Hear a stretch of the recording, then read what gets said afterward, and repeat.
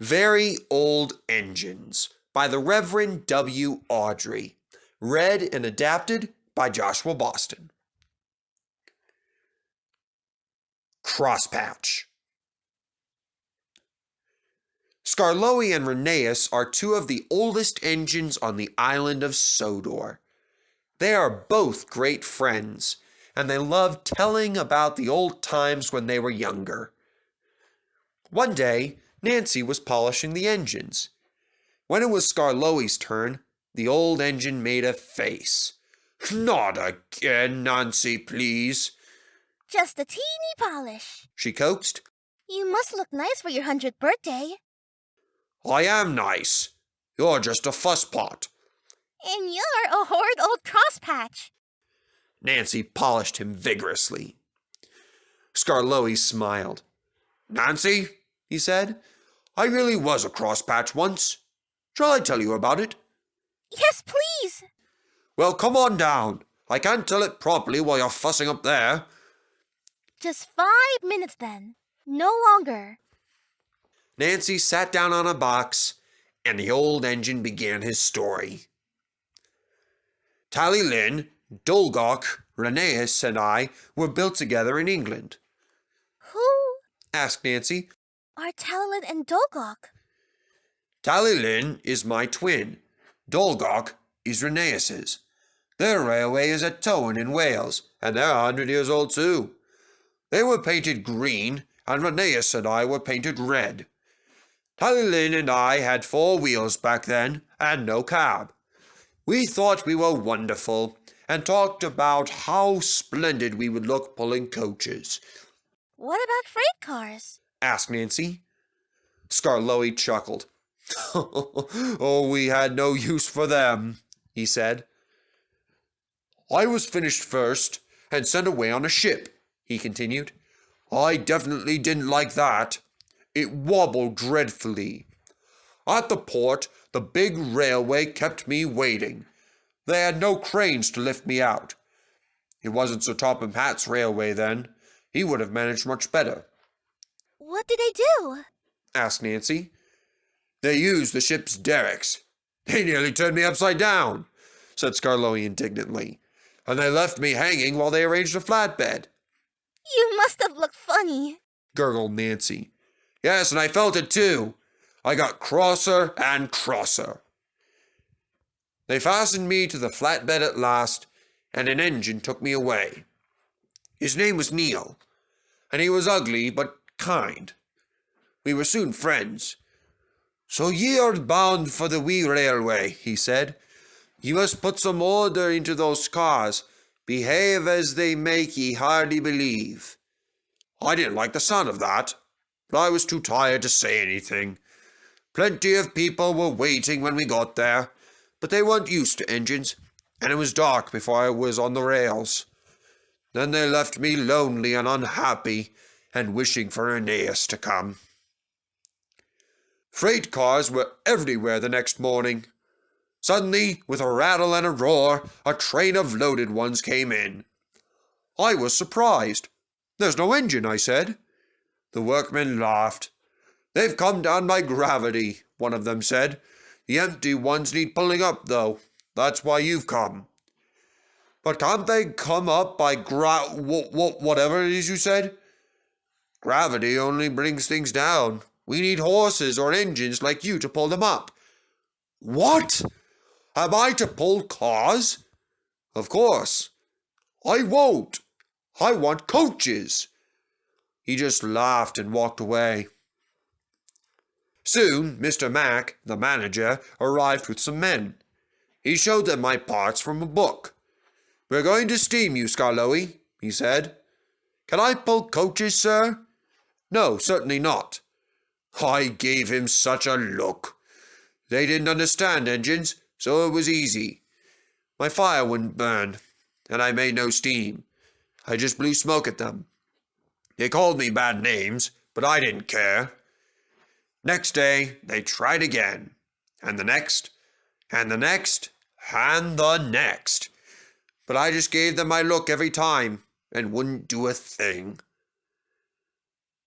At last, the manager gave up. Very well, Skarloey, he said. Be a crosspatch, but we're not going to look at your sulky face all day. We will cover you up and leave you until you're a better engine. I was satisfied, but unfortunately for me, he was as good as his word, chuckled Skarloey. They fetched a big tarpaulin and covered me right up. I didn't like that at all. I think it served you right, said Nancy severely. Never mind her, Skarloey. Tell us what happened next. Nancy turned in surprise. A group of people had quietly come up to listen while Skarloey was telling her his story. Bucking Bronco. I was lonely and miserable, Skarloey continued, till at last the manager came. I hope now, he said, that you are a better engine. Oh, yes, sir, please, sir, because I have asked Mr. Bobby to come and look after you. Now, Mr. Bobby helped to build me in England. I liked him. Soon we had steam up. Come on, Skarloey, he said. We must help the workmen finish the line before the inspector comes.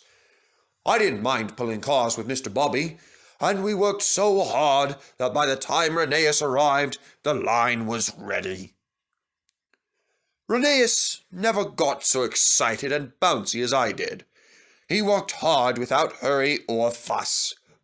Freight cars often played tricks on me to make me cross, but they soon found out that teasing Rheneas was a grave mistake. He was shunting one day when I came alongside. I was excited. I'm pulling the director's train, I said, and taking the inspector tomorrow. Think of that. Rheneas pondered. You mind your bucks and bounces then, Skarloey, he said at last. The directors won't like them. Pooh, I snorted, and bounced away to fetch the coaches. Beep, beep, I whistled. Hello, girls. Who is it? Agnes's deep voice echoed from the back of the shed. It's an engine, whispered Beatrice, the conductor's van. He's come to take us out. Beware of strange engines, warned Agnes. We must be on our guard. If you mean our conductor, giggled Beatrice, he's just come. Jemima and Ruth, the other coaches, sighed with relief. I pulled them all happily to the station. Agnes, still suspicious, kept muttering, Be on your guard, be on your guard. But I was too excited to listen. It might have been better if I had. I was sizzling with excitement as I ran around and backed down on Agnes. It's fun, I chortled. You may look harmless, she whispered, but we'll watch you, we'll watch you. She took me quite aback. But even Agnes couldn't complain about our upward journey. We stopped at every station, and the directors got out to admire the arrangements. Everything went well. I soon forgot about Agnes, and the manager, smiling, joined us on the footplate for the journey home. It looks so easy, Mr. Bobby, he said as we rolled gently down. Can I drive him, please? We were running nicely. First rate, I hissed happily, gaining speed, and, all unknowing, I began to bounce. The manager, alarmed, closed my regulator too quickly and too much. Agnes's buffers clashed against mine. He's playing tricks! Bump him, girls, bump him! They surged against me, urging me on. I bounced and lurched, but I couldn't help it. The manager lost his footing, grabbed wildly for a handhold, and disappeared. Beep, beep, beep! Brakes, conductor, please! Mr. Bobby seized my controls, stopped the train, and looked back. Two legs waved wildly from a bush. The manager was unhurt, but very cross. I'll not ride that bucking bronco again, he said, and he sat in Beatrice for the rest of the journey.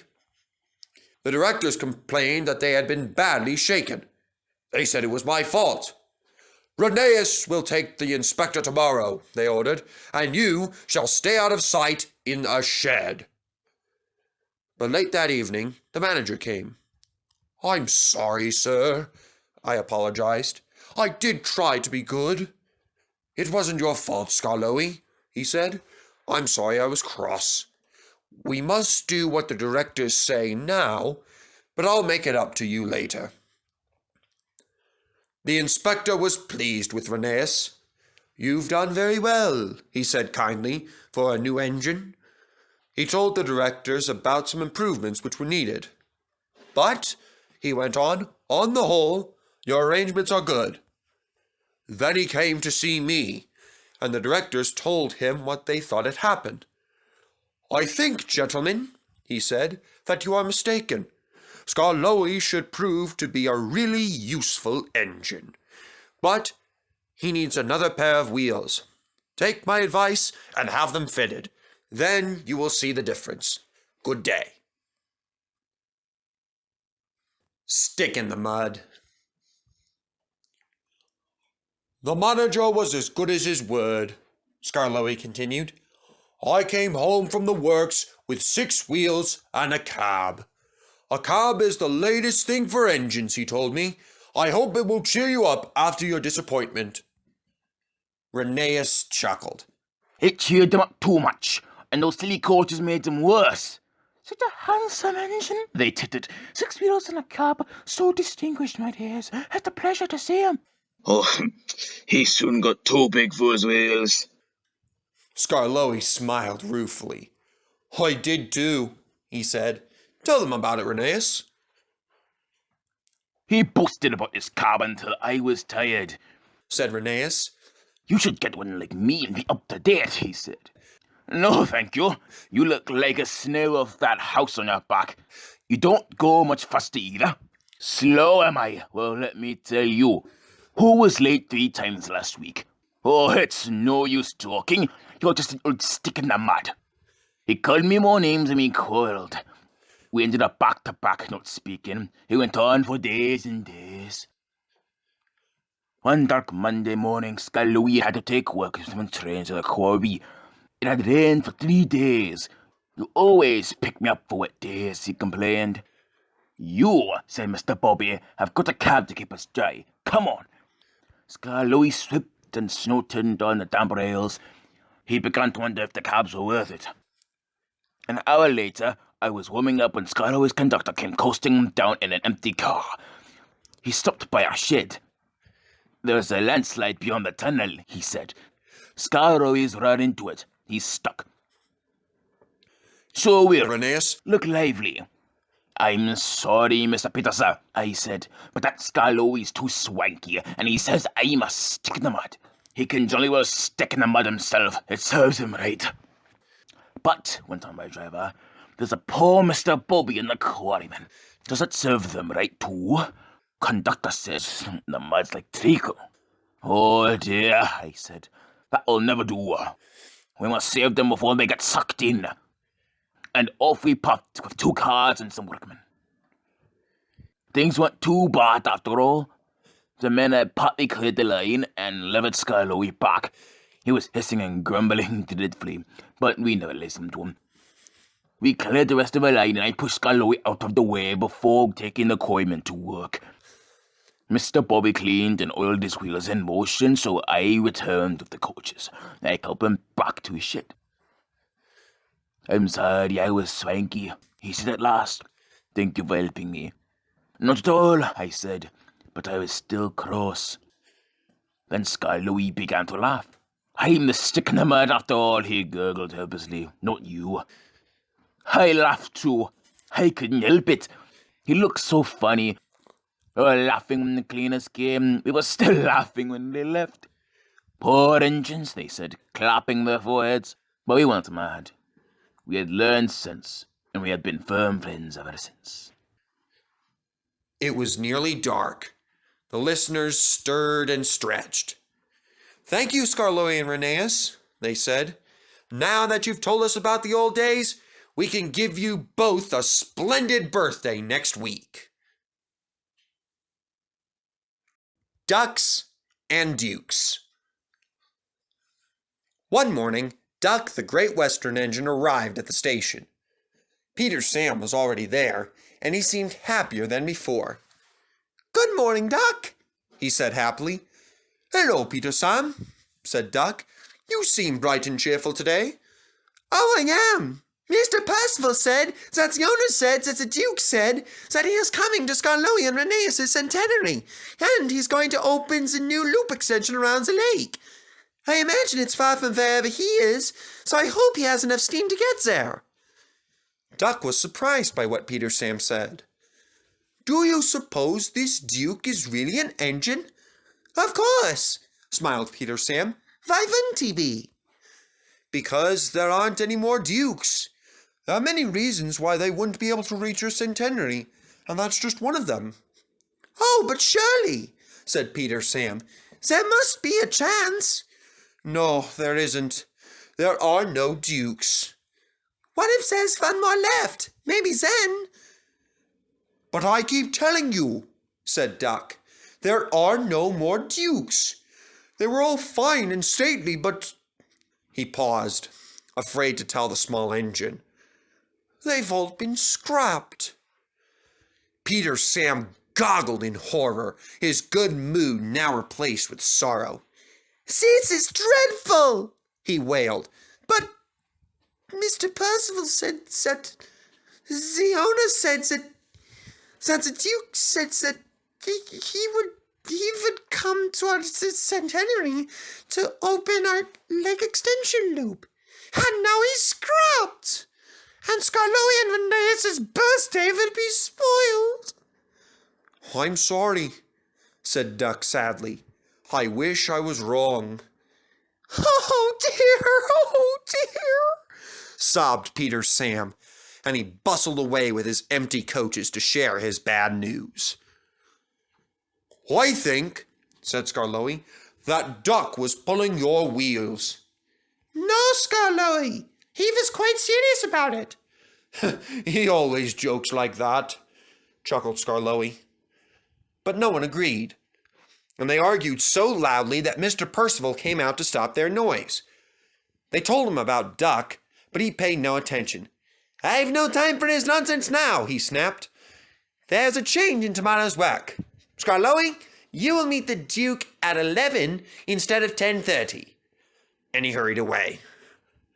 "If there is a Duke," muttered Duncan. But all the engines were too tired to argue any more.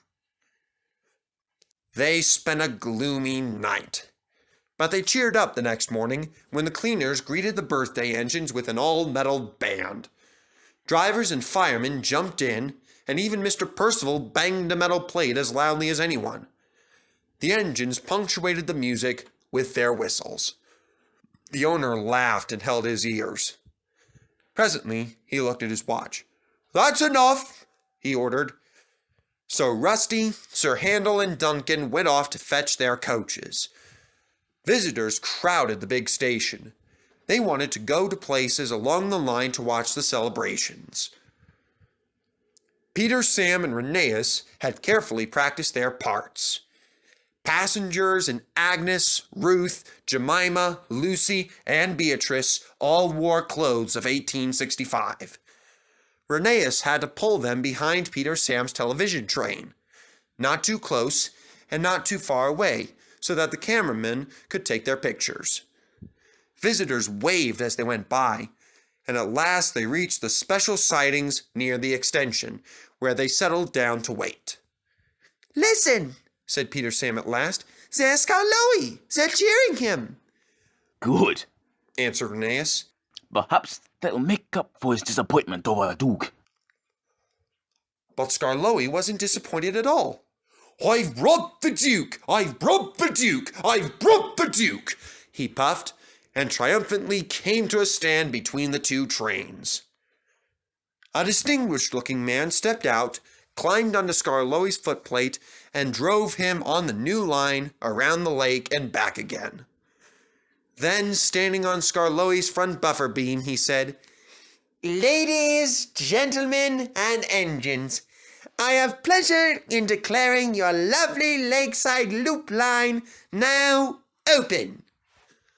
Peter Sam could bear it no longer. "Excuse me, Sir Duke," he burst out. Are you real?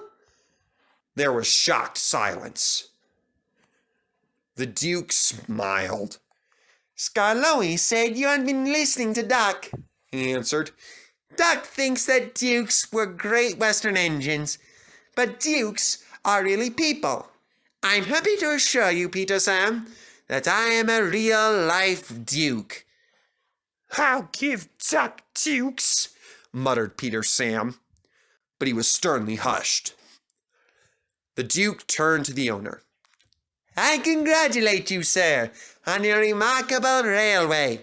It must be a record indeed to have 2 locomotives in regular service and both 100 years old. Long life, then, and good running to Skarloey and Rheneas, your famous old engines. The cheering and clapping soon died away. Speech! Shouted someone, and the cry was taken up. Go on, Rheneas, whispered the owner. So, rather nervously, the old engine began.